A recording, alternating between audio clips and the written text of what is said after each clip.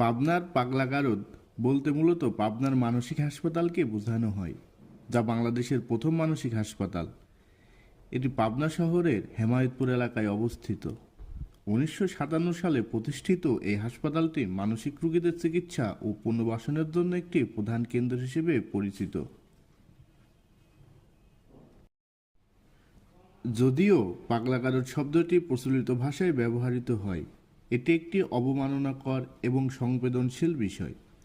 মানসিক রোগীদের প্রতি সহানুভূতিশীল দৃষ্টিভঙ্গি রাখা উচিত এবং তাদের চিকিৎসা ও পুনর্বাসনের প্রয়োজনীয়তা বুঝতে হবে।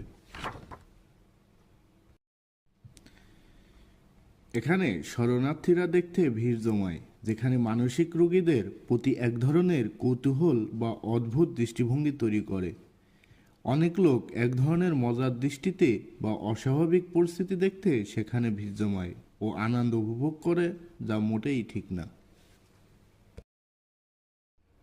1950-এর দশকে পূর্ব পাকিস্তানে, বর্তমান বাংলাদেশে একটি মানসিক হাসপাতাল প্রতিষ্ঠার প্রয়োজনীয়তা অনুভব হয়। এই সময় ব্রিটিশ ভারতের মানসিক হাসপাতাল স্থাপনের যে উদ্যোগ শুরু হয়েছিল, তার ধারাবাহিকতায় এটি প্রতিষ্ঠিত হয়। প্রায় 60 একর জমির উপর হাসপাতালটি প্রতিষ্ঠিত হয়। প্রথম দিকে হাসপাতালের ধারণ ক্ষমতা ছিল 100 জনের, পরে সেটা 500 জনের রূপান্তরিত করা হয়।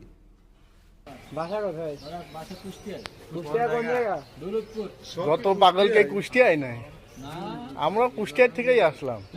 তো দেয়ার অনুমতি আছে? আর ভিতরে কি কিছু খাওয়ার ব্যবস্থা আছে নাকি? দোকান আছে? দোকান আছে, মুড়িসান আছে। দোকান থেকে এখানে গাঁজা খেয়ে আজি দেয় না, আমি বুঝতেছি গাঁজা খেয়ে খেয়ে পাগল হয়তো সব।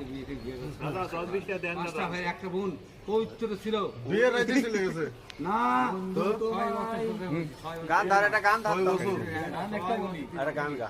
স্টেশনে রেলগাড়িটা মাই পাছলে ঘুরে কাটা, প্ল্যাটফর্মে বৈশা ভাবি কখন বাজে 12টা, কখন বাজে 12টা, গাড়ির টিটি বড় করা, টিকিট ছাড়া পড়লে ধরা, জরিমানা হইয়া যাইব। গান ভালো হচ্ছে না।